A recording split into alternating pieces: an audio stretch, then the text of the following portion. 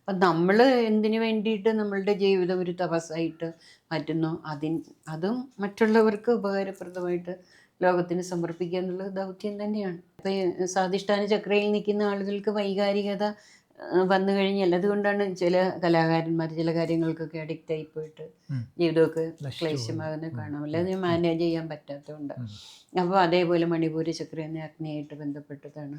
സൂര്യനാടിയും ചന്ദ്രനാടി എന്ന് പറയുന്നത് നമ്മുടെ ലോജിക്കൽ മൈൻഡിനെയും ഇമോഷണൽ മൈൻഡിനെയും സ്വാധീനിക്കുന്നതാണ്. സൂര്യൻ പുരുഷ എനർജി. ഇപ്പോൾ ഒരു സ്ത്രീയുടെ ജാതകത്തിലാണെങ്കിലും പുരുഷ ഗ്രഹങ്ങൾക്ക് പ്രാമുഖ്യമുണ്ടെങ്കിൽ അവർ പുരുഷന്മാരെ പോലെ പെരുമാറും. ഈ പുരുഷന്മാർക്ക് സ്ത്രൈണ സ്വഭാവമുള്ളവരുണ്ട്, ഉത്തരവാദിത്തങ്ങൾ ഏറ്റെടുക്കാത്ത ആളുകളുടെ ജാതകം നോക്കിക്കോളൂ. അവരുടെ ജാതകത്തിൽ സ്ത്രൈണ ഭാവത്തിലായിരിക്കും ഗ്രഹങ്ങൾ കൂടുതൽ നിൽക്കുക. പ്രധാനപ്പെട്ട ശാസ്ത്രങ്ങളൊക്കെ ശിവൻ പാർവതിക്ക് ഉപദേശിച്ചു കൊടുത്താണെന്ന് പറയുന്നത്. ശിവം എന്ന് പറയുമ്പോൾ ശിവപുരാണം, ഭൈരവതന്ത്രം എല്ലാം അങ്ങനെ തന്നെയല്ലേ, വിജ്ഞാന ഭൈരവതന്ത്രമൊക്കെ. അപ്പോൾ എന്താണെന്ന് ചോദിച്ചാൽ ഈ ശിവം എന്ന് പറയുന്നത് ആദ്യം അവസാനം ഇല്ലാത്തതാണ്. സ്ത്രീയുടെ ജാതകത്തിൽ പുരുഷഗ്രഹങ്ങളും പുരുഷ രാശിക്കൊക്കെ പ്രാധാന്യമുണ്ടെങ്കിൽ പുരുഷന്മാരെ പോലെ കാര്യങ്ങൾ ചെയ്യാനും കാര്യങ്ങൾ മനസ്സിലാക്കാനും കഴിവുള്ളവരായിരിക്കും. എന്ന് പറഞ്ഞ് പുരുഷന്മാരെല്ലാവരും അങ്ങനെയാണെന്നല്ല നമ്മൾ പറയുന്ന ഒരു പുരുഷ എനർജി. സ്ത്രൈണ ഭാവത്തിലുള്ള ഗ്രഹങ്ങളൊക്കെ നിൽക്കുന്ന, അല്ലെങ്കിൽ സ്ത്രൈണ ഗ്രഹങ്ങളൊക്കെ പ്രൊമിനൻ്റ് ആയിട്ടുള്ള സ്ത്രീകൾ എപ്പോഴും ഈ തേന്മാവും മുല്ലവള്ളിയും പോലെയായിരിക്കും, സംരക്ഷിക്കപ്പെടും. നമസ്കാരം. ദേവപ്രയാഗ് ആസ്ട്രോയുടെ പുതിയൊരു എപ്പിസോഡിലേക്ക് ഏവർക്കും സ്വാഗതം. നമ്മോടൊപ്പം ശാന്തി ചേച്ചിയുണ്ട് ആസ് യൂഷ്വൽ. ചേച്ചി നമസ്കാരം. നമസ്തേ. ചേച്ചി, എനിക്കൊരു ചോദ്യം ചോദിക്കാനുള്ളത്, ചേച്ചി ഇത്രയും നാൾ ജ്യോതിഷത്തിൽ കൂടെ കടന്നു പോയിട്ട് ആ സമയത്ത് വായിച്ച പുസ്തകങ്ങൾ, ഗ്രന്ഥങ്ങൾ, പ്രമാണങ്ങൾ, ഇതിൽ നിന്ന് എല്ലാം കിട്ടിയ അനുഭവ സമ്പത്ത് കൂടാതെ സ്വന്തമായിട്ട് ചേച്ചിക്ക് ആർജിക്കാൻ കഴിഞ്ഞിട്ടുള്ള ഒരു ശേഷി, ഇതിനപ്പുറം എന്തായാലും നിരവധി അനുഭവങ്ങൾ, നിരവധി പ്രശ്നങ്ങളിൽ കൂടെ പലർക്കും ഉപദേശ മാർഗങ്ങൾ ഒക്കെ കൊടുത്തിട്ടുള്ള ചേച്ചിക്ക് സ്വയം എനിക്ക് ഇപ്പോൾ ഒരു സപ്പോസ് ഞാൻ പറയുന്ന ഒരു പുസ്തകം എഴുതാനുള്ളൊരു പ്രേരണ, ഇതുവരെ കാണാത്ത കേൾക്കാത്ത അനുഭവങ്ങളിലൂടെ ഒരു ഇൻറ്റ്യൂറ്റീവായിട്ട് തോന്നിയിട്ടുള്ള പല കാര്യങ്ങൾ, ഇതിനൊന്നൊരു സംക്ഷിപ്ത രൂപത്തിൽ ചേച്ചിക്ക് തോന്നുന്നത് ഒന്ന് പങ്കുവയ്ക്കാമോ? നമ്മളിപ്പോൾ ഒരു പ്രമാണ ഗ്രന്ഥങ്ങൾ വായിച്ചതുകൊണ്ടോ അല്ലെങ്കിൽ അനവധി ഗ്രന്ഥങ്ങൾ, ഒരു ഋഷിമാരുടെ ഗ്രന്ഥങ്ങളൊക്കെ നമ്മൾ വായിക്കുന്നുണ്ട്. പക്ഷെ നമ്മൾ അക്കാഡമിക്കലി പഠിക്കുന്നതും അത് പ്രായോഗികമായിട്ട് കൈകാര്യം ചെയ്യുന്നതും തമ്മിൽ വ്യത്യാസമുണ്ട്. അപ്പോൾ അത് ഒരു ഗ്രഹനില ഒരാളെ പോലെ ഉള്ളൂ, ഒരാളെ പോലെ ഭൂമിയിൽ വേറൊരാൾ ജനിച്ചിട്ടുമില്ല. അപ്പോൾ അത് നമ്മൾ കൈകാര്യം ചെയ്യുന്ന രീതിക്ക് ഒരു പ്രാക്ടിക്കൽ വിസ്ഡം എന്ന് പറയാം, ആ ഒരു ആവശ്യമുണ്ട്. അപ്പോൾ അത് നമ്മളതിനെ കാണുന്ന രീതി, ഇപ്പം നമ്മളുടേതായിട്ടുള്ള ഓരോ ഗ്രഹനിലകളും കാണുമ്പോൾ അത് പഠിക്കുകയാണ്. അങ്ങനെയുള്ള ഇത്രയും വർഷത്തെ എക്സ്പീരിയൻസ് കൊണ്ട് ഒരു പുസ്തകം എഴുതണമെന്ന് വിചാരിക്കുന്നുണ്ട്. അതിൻ്റെ ഒരു തയ്യാറെടുപ്പിലാണ് ഞാൻ. പാമിസ്ട്രിയെ പറ്റി എഴുതണമെന്ന് വിചാരിക്കുന്നുണ്ട്. പിന്നെ അത് എന്തായാലും അത് ഉണ്ടാവും. കാരണം നമ്മൾ പഠിക്കുമ്പോൾ ഇപ്പോൾ ഋഷിമാർ കണ്ടെത്തിയ കാര്യങ്ങൾ നമ്മൾ പഠിക്കുന്നു, അതുപോലെ തന്നെ നമ്മളുടെ എക്സ്പീരിയൻസും ലോകത്തിന് മുന്നിലേക്ക് സമർപ്പിക്കണം എന്നുള്ള ഒരു ദൗത്യമുണ്ടല്ലോ. പഠിക്കുക എന്നുള്ളത് പോലെ തന്നെ ഒരു ദൗത്യമാണത്. അതെ അതെ, നമുക്ക് ആർജിച്ച ജ്ഞാനം പകർന്നു കൊടുക്കുക, അങ്ങനെ പകർന്നു കിട്ടിയതാണല്ലോ നമ്മൾ പഠിച്ചു വന്നത്. അതെ, തീർച്ചയായിട്ടും. അതിപ്പോൾ നമ്മളുടെ ഒരു ആഗ്രഹം കൊണ്ട് നമ്മൾ പഠിച്ചു, അത് നമ്മളോട് കൂടി അങ്ങ് അസ്തമിച്ചു പോകട്ടെ എന്ന് വിചാരിക്കുന്നത് ശരിയല്ല. മാത്രമല്ല, അറിവുകൾ എന്ന് പറയുന്നത് ഒരാളിൻ്റെതല്ല, പ്രകൃതിയുടേതാണ്. നമ്മൾ ആ അറിവുകളെ ദർശിക്കുകയാണ് ചെയ്യുന്നത്, നമ്മളിൽ കൂടി കടന്നു പോവുക ചെയ്യുന്നത്. നമ്മളതിനൊരു മീഡിയം ആകുന്നു. അപ്പോൾ മീഡിയം ആകണമെങ്കിൽ നമ്മൾക്ക് കുറേ അതിനുള്ള ഒരു പാകമാകണം. അനുഭവങ്ങൾ കൊണ്ടും നമ്മുടെ പരിശ്രമം കൊണ്ടും ഒരുപിടി കാര്യങ്ങളുണ്ട് അതിൻ്റെ പിന്നിൽ. അപ്പോൾ ആ ഒരു കണ്ട കാഴ്ചകൾ, അപ്പോൾ എന്നോട് ഇതിനെപ്പറ്റി എൻ്റെ ഒരാൾ പറഞ്ഞത് തന്നെ ഈ അത്ഭുത കാഴ്ചകളെന്ന്. നിങ്ങൾ കണ്ട അത്ഭുത കാഴ്ചകൾ ലോകത്തോട് പറയുന്ന, കാരണം ഒരു വ്യത്യസ്തമായ രീതിയിൽ നമുക്ക് ജീവിതത്തെ കാണാൻ പറ്റി, ജ്യോതിഷത്തെ കാണാൻ പറ്റി. അപ്പോൾ അത് ഒരു ലോകത്തിന് സമർപ്പിക്കുക എന്നുള്ളൊരു ദൗത്യമാണല്ലോ. അപ്പം നമ്മൾ കണ്ടെത്തുക എന്ന് പറയുന്നതിനേക്കാൾ ഉപരി ദർശിക്കുക എന്ന് പറയുന്നത്. ഇപ്പം മന്ത്രങ്ങളൊക്കെ ആണെങ്കിൽ സൃഷ്ടിച്ചു എന്നല്ലല്ലോ, ദൃഷ്ടാവെന്ന് പറയുന്നത് പറഞ്ഞില്ല. അറിവ് പ്രകൃതിയുടെ, അത് നമ്മളിൽ കൂടി കടന്നു പോകുന്നു, നമ്മൾക്ക് അതറിയാനുള്ള ഭാഗ്യമുണ്ടാകുന്നു, അത് നമ്മൾക്ക് മറ്റുള്ളവർക്ക് പകർന്നു കൊടുക്കുക എന്നുള്ള ദൗത്യം തന്നെയാണ് അത് ഞാൻ ചെയ്യുന്നുമുണ്ട്. ഇപ്പം ഞാൻ എനിക്കറിയുന്ന കാര്യങ്ങൾ അതേ രീതിയിൽ അതിനേക്കാൾ കുറച്ചുകൂടെ മെച്ചപ്പെട്ട രീതിയിൽ ആളുകൾക്ക് പഠിപ്പിച്ചു കൊടുക്കുന്നുണ്ട്. അതുപോലെ തന്നെ ആളുകൾക്ക് ഉപകാരപ്രദമായിട്ട് ഏറ്റവും കൂടുതൽ നമുക്ക് നമ്മളെ തിരിച്ചറിയാൻ പറ്റുന്ന ഒരു ശാസ്ത്രമാണ് ഈ ജ്യോതിഷം എന്ന് പറയുന്നത്. ഇപ്പം നമ്മൾക്ക് നമ്മളിവിടെ ഒരാളൊരു കാര്യം പറഞ്ഞു കഴിഞ്ഞാൽ നമുക്കത് ചിലപ്പോൾ വിശ്വസിക്കാൻ തോന്നും, ചിലപ്പോൾ അവിശ്വസിക്കാൻ തോന്നും. അതേസമയം നമ്മളുടെ കയ്യിൽ രേഖകൾ ഇങ്ങനെ ആയതുകൊണ്ട് ഇങ്ങനെയാണ്, വേറൊരാൾക്ക് ഇത് ഇങ്ങനെയല്ല, അവരിങ്ങനെയാണ് എന്നുള്ളത് നമ്മൾ മനസ്സിലാക്കുമ്പം തന്നെ നമ്മുടെ ഉള്ളിൽ തന്നെ അതിനൊരു ചേഞ്ച് വരും, ഉള്ളിൽ നിന്ന് തന്നെ വരും. അപ്പം അങ്ങനെയുള്ള വർക്ക്ഷോപ്പുകൾ നടത്താറുണ്ടല്ലോ, അതുകൊണ്ടാണ് അങ്ങനെ നടത്തുന്നത്. Self counselling through astro palmistry എന്ന് പറഞ്ഞിട്ട്, അതായത് അസ്ട്രോളജിയുടെ ബേസിക്സ്, പിന്നെ പാമിസ്ട്രി അതായത് മറ്റുള്ളവരുമായിട്ട് നമ്മൾ കമ്പയർ ചെയ്യുമ്പോൾ ഈ ഓരോ രേഖകളും എന്താണ് സൂചിപ്പിക്കുന്നത്, അത് നമ്മളുടെ കയ്യിൽ എങ്ങനെയാണുള്ളത്, അതനുസരിച്ച് നമുക്ക് ബേസിക്കലി പോസിറ്റീവായിട്ടുള്ള കാര്യങ്ങളുണ്ടാകാം, നെഗറ്റീവായിട്ടുള്ള കാര്യങ്ങളുണ്ടാകും. അപ്പം അത് നമ്മൾ ഉൾക്കൊള്ളുമ്പോൾ തന്നെ നമുക്കതിനെ അതിജീവിക്കാനുള്ള ഒരു കഴിവുണ്ടാകുക. അങ്ങനെ ഒരു കാഴ്ചപ്പാടിലേക്ക് മനുഷ്യനെ നയിക്കുന്ന വർക്ക്ഷോപ്പുകളും ചെയ്യാറുണ്ട്, ബുക്കുകൾ മാത്രമല്ല. അപ്പോൾ പുതിയൊരു പുസ്തകത്തിൻ്റെ രചനയിലേക്കുള്ള ഒരു ചുവടുവെപ്പ് മെന്റലി പ്രിപ്പയർ ആയി തുടങ്ങി. അത് പെട്ടെന്ന് തന്നെ എന്നാണ് ആഗ്രഹം. കാരണം നമ്മൾ നേരത്തെ പറഞ്ഞ നമ്മൾ പലതും ഇവിടുന്ന് കടമെടുത്തിട്ടുണ്ട്. നമ്മൾ കുറച്ച് എന്തെങ്കിലുമൊക്കെ തിരിച്ചും. തീർച്ചയായും ഈ പ്രകൃതിയിൽ നമ്മൾ ജീവിക്കുമ്പോൾ ഒരുപാട് കാര്യങ്ങൾ നമ്മൾ സ്വീകരിക്കുന്നുണ്ട്. അനുനിമിഷം അങ്ങനെയാണ്. നമ്മളിപ്പം കഴിക്കുന്ന ഭക്ഷണമായാലും ധരിക്കുന്ന വസ്ത്രമായാലും എല്ലാം അനവധി ആളുകളുടെ പരിശ്രമ ഫലങ്ങളുണ്ട്. അപ്പം നമ്മൾ എന്തിനു വേണ്ടിയിട്ട് നമ്മളുടെ ജീവിതം ഒരു തപസ്സായിട്ട് മാറ്റുന്നു, അതും മറ്റുള്ളവർക്ക് ഉപകാരപ്രദമായിട്ട് ലോകത്തിന് സമർപ്പിക്കുക എന്നുള്ളത് ദൗത്യം തന്നെയാണ്. നല്ലൊരു ദൗത്യം.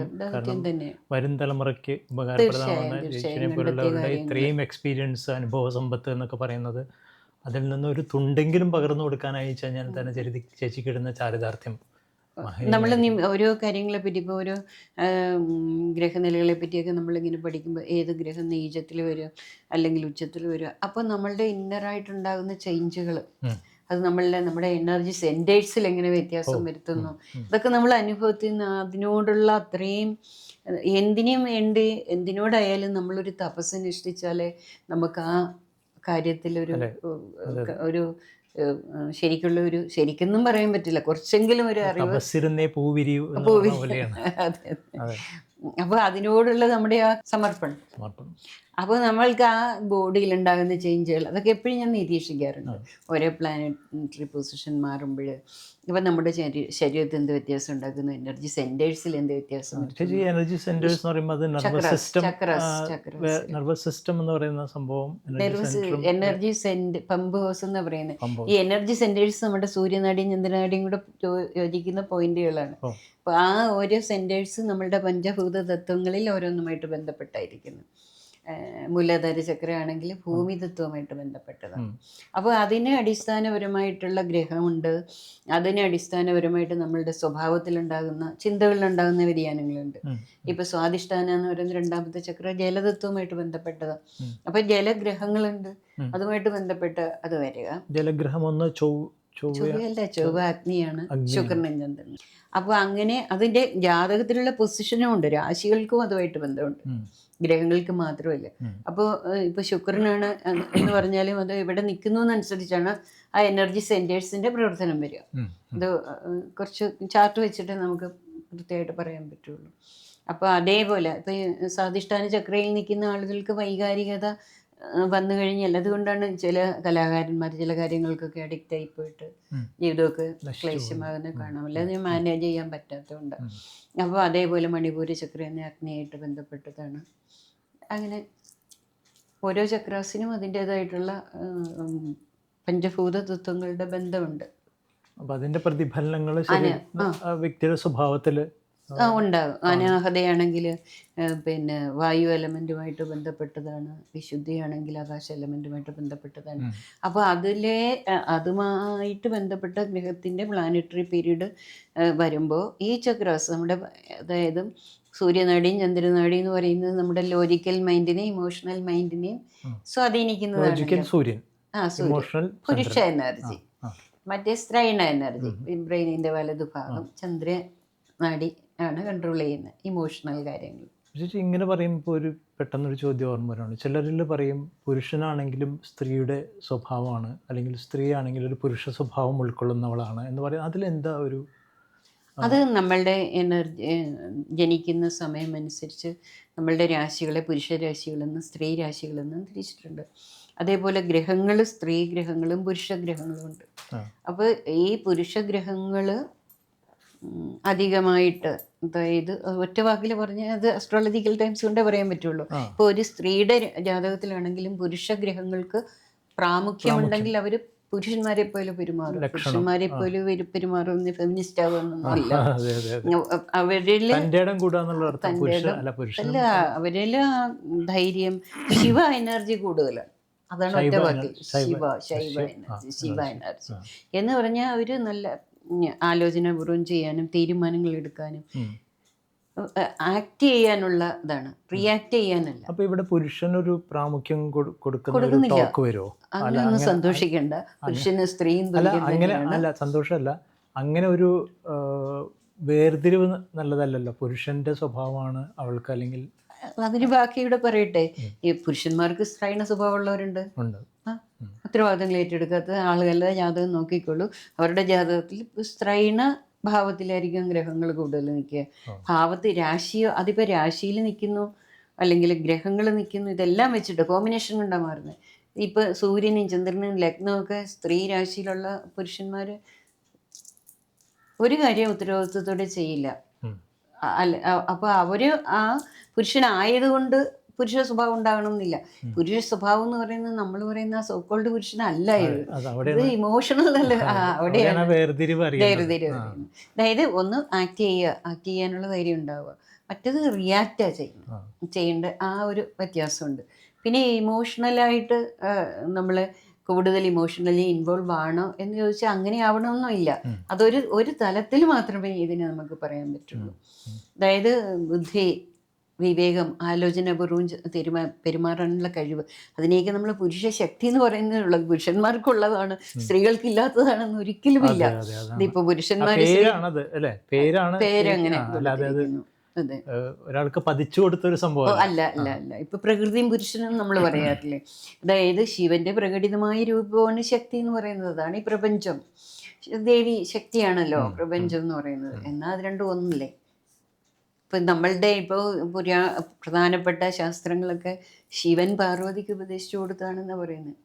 ശിവം എന്ന് പറയുമ്പോൾ ശിവപുരാണം, ഭൈരവതന്ത്രം എല്ലാം അങ്ങനെ തന്നെയല്ലേ, വിജ്ഞാന ഭൈരവതന്ത്രമൊക്കെ. അപ്പോൾ എന്താണെന്ന് ചോദിച്ചാൽ ഈ ശിവം എന്ന് പറയുന്നത് ആദ്യം അവസാനവും ഇല്ലാത്തതാണ്. ആദ്യം ഇല്ല, അവസാനവും ഇല്ല, അന്തവും ഇല്ല. അതാണ് പ്രകടിതമായത് ഈ പ്രപഞ്ചം, നമ്മൾ കാണായ പ്രപഞ്ചം. അപ്പൊ അതിന്റെ പ്രകടിത ഭാവമാണ് ദേവി ശിവൻ തന്നെയല്ലേ.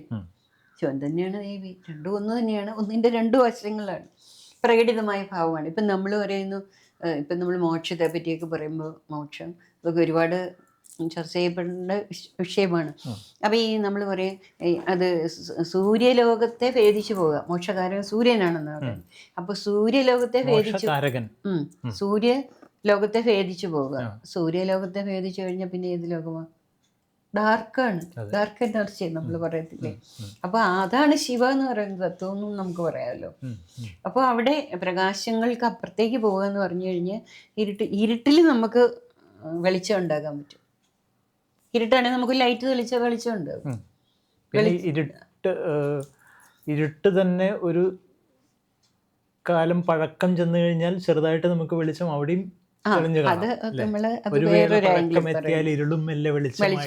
വേറൊരു ഭാവന.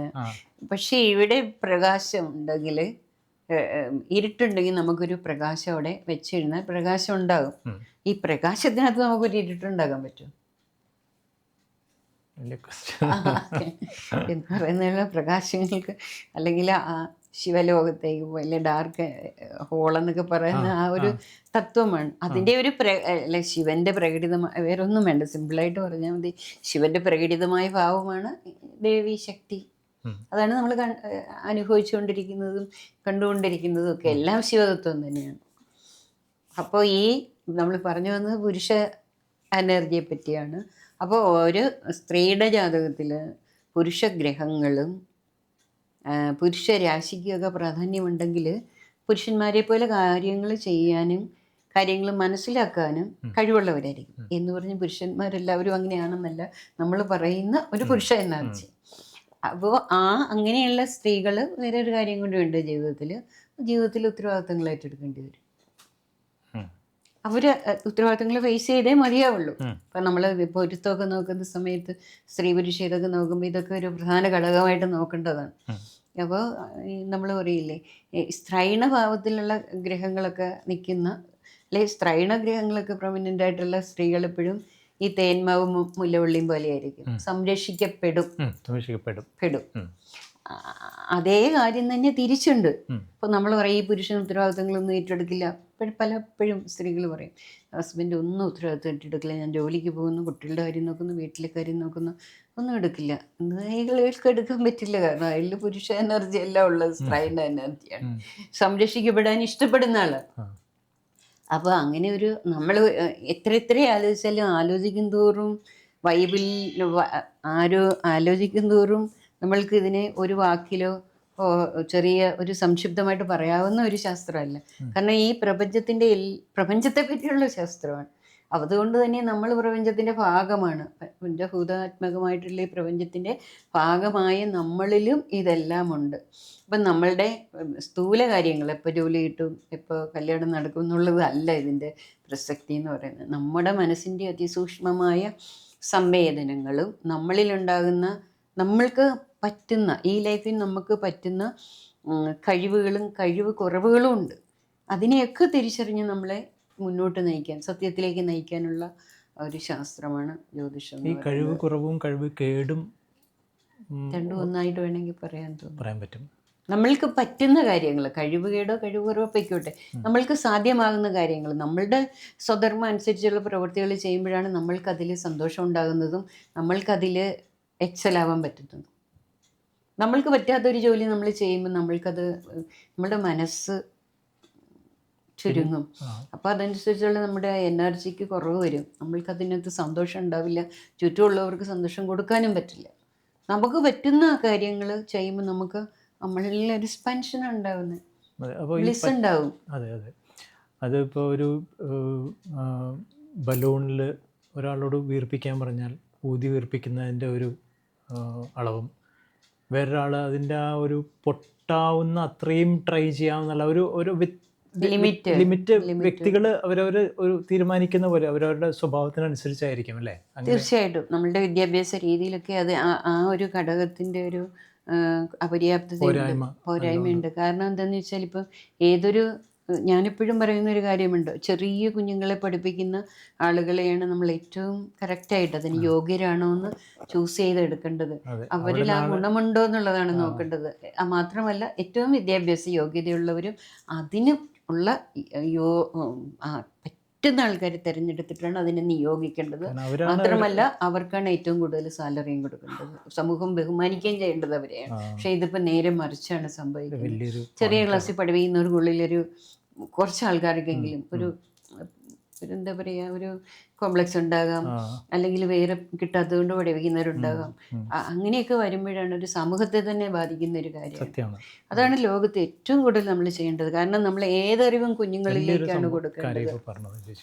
കാരണം ഒരു കുഞ്ഞുങ്ങളെന്ന് പറയുമ്പോൾ അവർക്ക് അവരുടെ ജീവിതത്തിലേക്ക് കൈപിടിച്ച് കൊണ്ടുവരാണ്.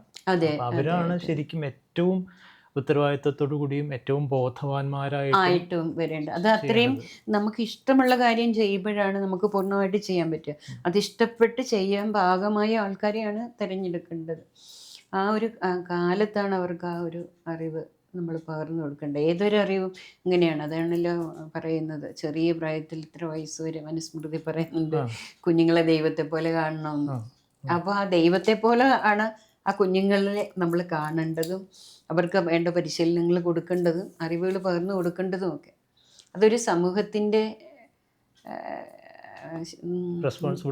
റെസ്പോൺസിബിലിറ്റിയാണ്. സമൂഹത്തെ കെട്ടിപ്പടുക്കാനായിട്ട് ചെയ്യേണ്ട ഒന്നാമത്തെ പടിയാണ്, പ്രഥമമായിട്ടുള്ള ഒരു കാര്യമാണ്, അനിവാര്യമായിട്ടുള്ള ഒരു കാര്യം. അവിടെ നിന്നാണ് എല്ലാം തുടങ്ങേണ്ടത്. ഏറ്റവും സമൂഹത്തെ ബഹുമാനിക്കപ്പെടേണ്ടതും അവരാണ്, ഗുരുക്കന്മാരെന്നുള്ള നിലയ്ക്ക്. അപ്പോൾ ഇങ്ങനെ ചേച്ചി പറഞ്ഞപ്പോൾ ഒരു ചോദ്യം എനിക്ക് തോന്നുന്നത്, ഒരു കുഞ്ഞിനെ എല്ലാവരും ഇല്ലെന്നാലും ജനറലി ഒരു കുഞ്ഞിനെ അതിൻ്റെ സ്വഭാവ രൂപീകരണത്തിന് ഉള്ളൊരു സമയമുണ്ടോ? ഐ മീൻ അത് പതിഞ്ഞു കിടക്കും ആ വ്യക്തിയിൽ? തീർച്ചയായിട്ടും. അത് ചെറിയ പ്രായത്തിലാണെന്ന് മോഡേൺ സയൻസും പറയുന്നുണ്ടല്ലോ. എത്ര വയസ്സ് വരെ? 7 വയസ്സ് വരെ എന്ന് പറയുന്നത്. 7 വയസ്സ് വരെ. 9 എന്ന് പറയുന്നുണ്ട്. എന്തായാലും ചെറിയ അടിത്തറ പാകുന്നത് അവിടെയാണ്. അതാണ് പിന്നെ മരമായിട്ട് വരുന്നത്. അവിടെ അതുവരെ കിട്ടുന്ന ആ ഒരു അറിവ്, അതായത് എന്ത് തന്നെയായാലും ടീനേജിന് മുമ്പ്. പക്ഷെ എന്നിട്ടും നമ്മൾ പലപ്പോഴും എത്ര നല്ല സ്വഭാവമായിരുന്നു കുട്ടിയുടെ, ഇപ്പൊ ഇങ്ങനെ ആയിപ്പോയി എന്ന് പറയുമ്പോൾ അത് വീണ്ടും മറ്റുള്ള ചില സ്വഭാവ ദൂഷ്യങ്ങളിലേക്ക് സമൂഹത്തിൽ തന്നെ ആ കുഞ്ഞ് ചെന്ന് പെടുമ്പോഴായിരിക്കുമല്ലോ അങ്ങനെ മാറുന്നത്. അത് ഇപ്പോൾ എന്നോടൊരു അസ്ട്രോളജർ എന്നുള്ള നിലയ്ക്ക് നോക്കിയാൽ ഞാൻ പറയുന്നത് ഈ കുട്ടിയുടെ ഇപ്പോൾ ഉള്ള ദശകാലം ഇങ്ങനെയാണ്. അതിന് അങ്ങനെ ആവാനുള്ള കോൺട്രഡിക്ടറിയാണ് ഇപ്പോൾ പറയുന്നത് കേട്ടോ. ഇങ്ങനെയാകാനുള്ള ഒരു പേരൻറ്റിങ് ആണ് ഈ കുട്ടിക്ക് കിട്ടിയത്. പലപ്പോഴും വ്യക്തി വൈകല്യങ്ങളെ പറ്റി നമ്മൾ അനലൈസ് ചെയ്യുമ്പം കാണുന്നത് ചെറുപ്പത്തിലുണ്ടായ ഒരു ഇൻസിഡൻ്റ് ആയിരിക്കും, അല്ലെങ്കിൽ ഏത് പേരൻസിൽ ആരിൽ നിന്നെങ്കിലും കിട്ടുന്ന ഒരു വേദനാജനകമോ അല്ലെങ്കിൽ സാധാരണ ഉള്ള കാര്യങ്ങളും ഉണ്ടാകും അതിനെ പോഷിപ്പിക്കത്തക്ക രീതിയിൽ. ഇത്രയും നേരം ഞങ്ങളെ കേട്ടിരുന്ന നിങ്ങൾക്ക് എല്ലാവർക്കും നന്ദി. പുതിയൊരു അധ്യായമായിട്ട് വീണ്ടും തിരിച്ചു വരുന്നതാണ്. അതുവരെ നന്ദി, നമസ്കാരം.